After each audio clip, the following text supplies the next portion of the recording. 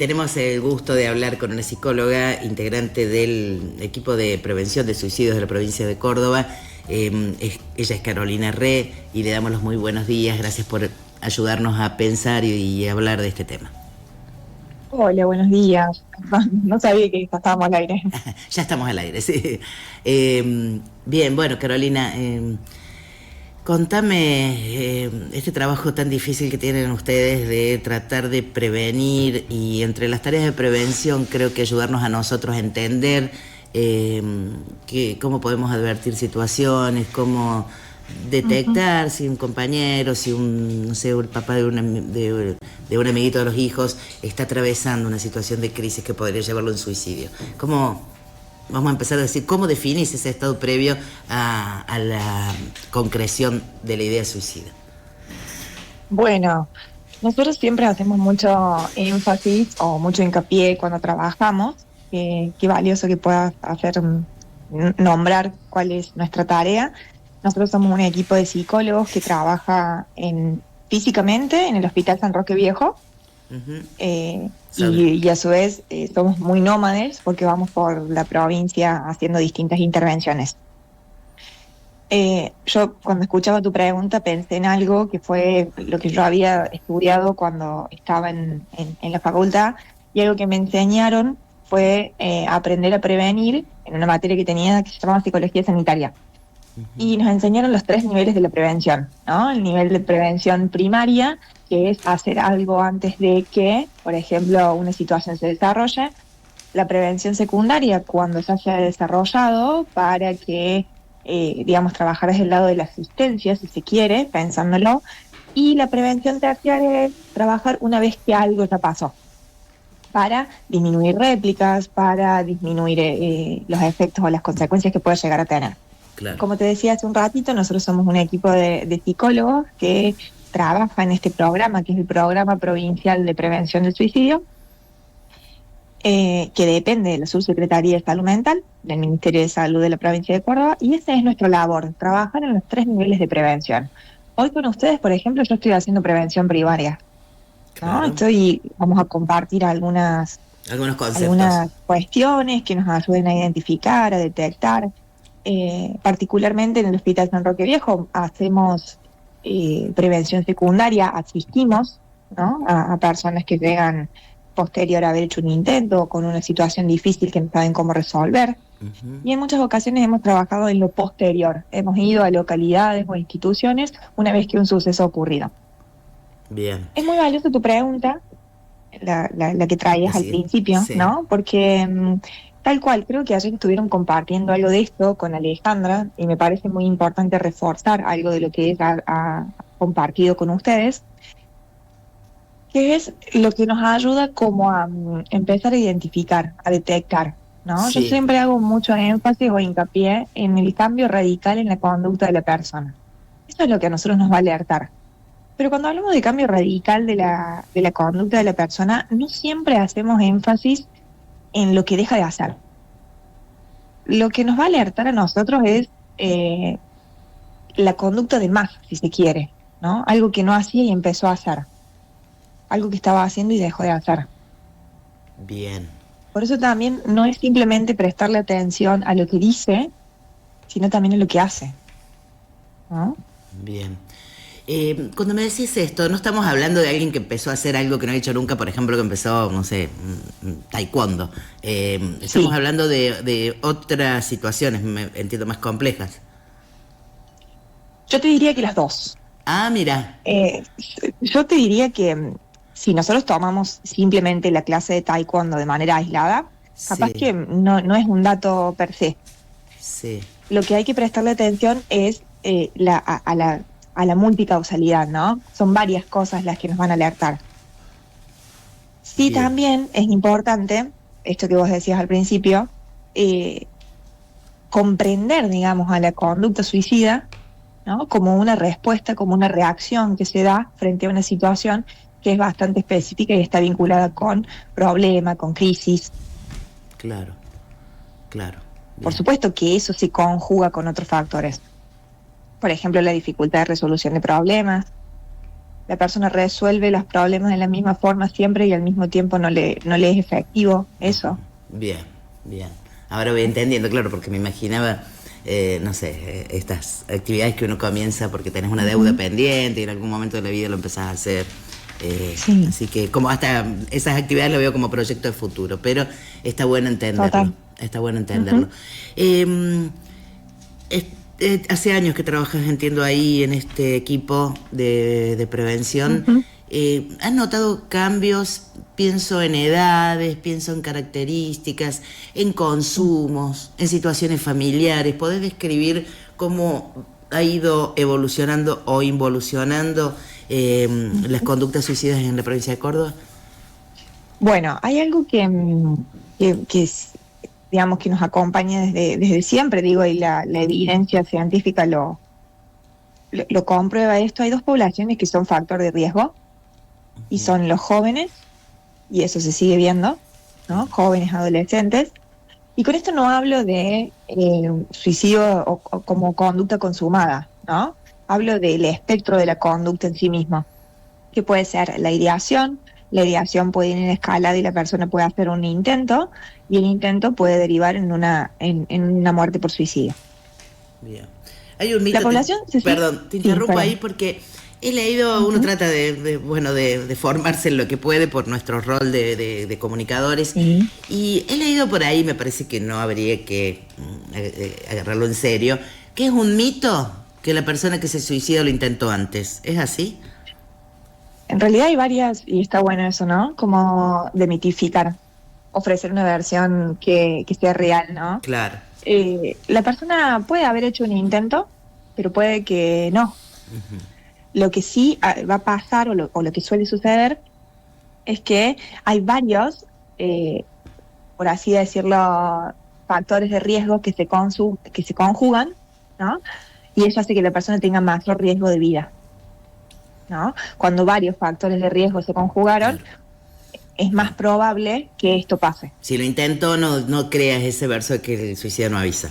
Si lo intento y tiene otros factores, está bien. A veces, después de eso suele suceder que acompaña a la persona una tranquilidad así que pareciera muy genuina. Claro. Pero también es importante considerar esta tranquilidad, sobre todo si viene después de un periodo como de mucha agitación, ¿no?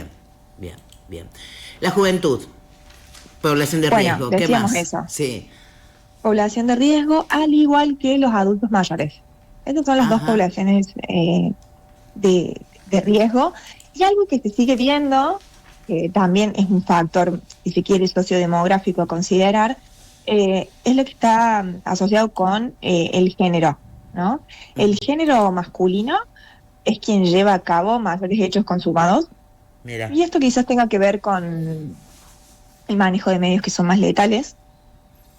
Pero, y esto digo, se sigue viendo en la práctica porque nos pasa mucho en la diaria, el sexo femenino es quien realiza mayor cantidad de consultas, quien asiste a espacios terapéuticos, quien pide ayuda, ¿no? Claro. Y creemos que eso está vinculado con que el sexo femenino tiene más bien permitido el pedido de ayuda, en cambio el sexo masculino está como castigado, claro, ¿no? ¿Vieron este mito, como decíamos recién, que pedir ayuda es de débiles? Siempre decimos que el machismo no solo afecta negativamente a las mujeres, sino también a los varones. Por supuesto. Y esta es una de las señales, por supuesto. Bien. Bueno, varones entonces, más que nada varones, más que nada jóvenes. Y por otro lado, y también lo mencionabas hace un ratito más desde el lado de la pregunta, actualmente y desde hace un tiempo, nosotros hacemos un trabajo en conjunto también con otras áreas, con otros ministerios, en realidad con el Ministerio de Salud, con otras áreas del ministerio, y estamos muy acompañados de epidemiología, y con epidemiología estamos trabajando en la importancia que tiene, de hecho vas a notar la palabra, ¿no? La notificación obligatoria. Es obligación para el personal de salud cada vez que se encuentra con algún episodio de este estilo, incluso intento de suicidio, notificarlo. Entonces, en función de ese circuito, si nosotros analizamos algunas cuestiones de números, vamos a notar que la gente se puede llegar a alertar, ¿cómo hay tantos intentos? Pasa que antes no se notificaba. Claro. Claro. Y hoy sí, porque en función de la notificación obligatoria es lo que a nosotros también nos sirve como para reforzar las estrategias de prevención. Esto es para entenderlo como una información epidemiológica que Exactamente, cuando estaba el COVID, si había una persona con tal COVID, cual. tanto las clínicas privadas como los hospitales públicos Ujú, debían notificarlo. Y en este caso debe exacto. notificar suicidios e intentos de suicidio. ¿Desde Ujú. cuándo rige esto? En realidad, desde que se puso en vigencia la ley de prevención del Ajá. suicidio, pero lleva un sistema, entonces nosotros vamos a las localidades cada vez que viajamos y los capacitamos para que puedan hacer eso. Bien, Es decir, hace un tiempo ya que está está en marcha. vigente, Bien. solo que el personal necesita un usuario para poder hacerlo y estar capacitado, por supuesto.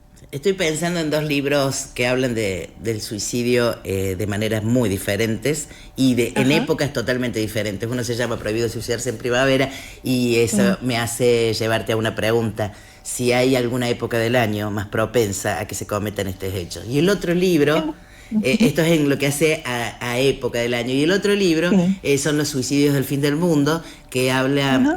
precisamente de un lugar que es el escenario de una población de la Patagonia Argentina.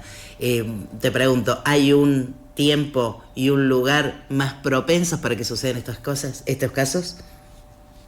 En realidad, con la época del año es una pregunta que nosotros solemos escuchar de manera muy frecuente, ¿no? Ujú. No hay un dato científico que nos ayude como a avalarlo a esto, pero sí hay como momentos. Por ejemplo, los fines de año, el momento donde la Claro. persona hace balances, donde la comunidad se pone a hacer como ciertos balances, ¿no? Ujú. Y como siempre decimos, el contexto no deja de ser un factor a considerar. Claro. Empiezo a observar que esta imperiosa necesidad que muchas veces no es tan explícita, pero sí es implícita de la comunidad, de que muestres que lograste, y muchas veces la persona no logra lo que se propuso.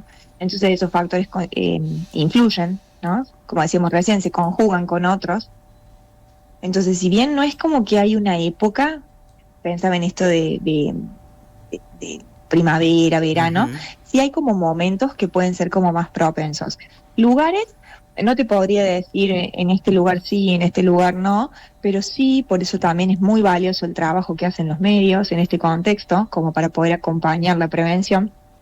Nunca difundir el lugar donde una persona se quita la vida. No Claro, viralizar los videos o las noticias donde una persona se quita la vida, claro, porque eso claro. facilita, ¿no? Sí, sí, te entiendo. Da como contenido. A lo mejor me expresé mal el lugar, me quería referir a población, no el lugar si era en la vía pública o en el interior de un domicilio, sino si tenés en los datos de Córdoba que hay poblaciones, Ujú. no sé, del norte cordobés, del sur de Córdoba, de capital, de Hay ciudades más corredores, grandes. sí, hay corredores que tienen una tasa mayor, Ajá, bien, en donde justamente se trabaja para reforzar sobre todo mucho la prevención con la comunidad. bien. Corredores, bueno, ¿cómo está Villa María, este corredor? ¿Cómo está, cómo está esta zona? Bueno, en realidad no hay, siempre los datos vienen un poquito atrás porque se van Claro. entregando como todo el tiempo, ¿no? Sí se puede decir que bueno, se está trabajando bastante en la prevención ahí, lo que no significa que no haya que reforzar. Sí, sí, sí. Pero no te puedo dar un número Sí, exacto. perfecto. No, no, no te lo pedía, pero decir si Villa María está dentro de las más o de las menos. No, Bien, bien.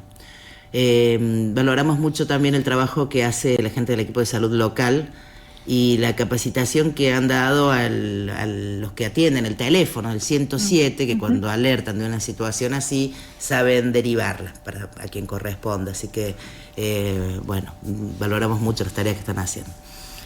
Por Carolina supuesto, Re. porque también es muy valioso, digamos, el trabajo en conjunto, Claro, ¿no? claro. Nosotros somos muy defensores de un concepto que intentamos todo el tiempo llevarlo a la práctica, que es la corresponsabilidad, que si lo desglosamos es responsabilidad compartida, Claro. y le quita la responsabilidad única al profesional de salud de abordar eh, la conducta suicida, ¿no? Como ser meros agentes de la comunidad en sí misma, podemos hacer un montón. Bien. Carolina Re, es siempre un gusto hablar con vos. Muchísimas gracias por este aporte a la radio del centro del país y al diario de Villa María. Bueno, muchas gracias a ustedes por tenernos en cuenta y por ocuparse de esta temática con tanta seriedad. Gracias.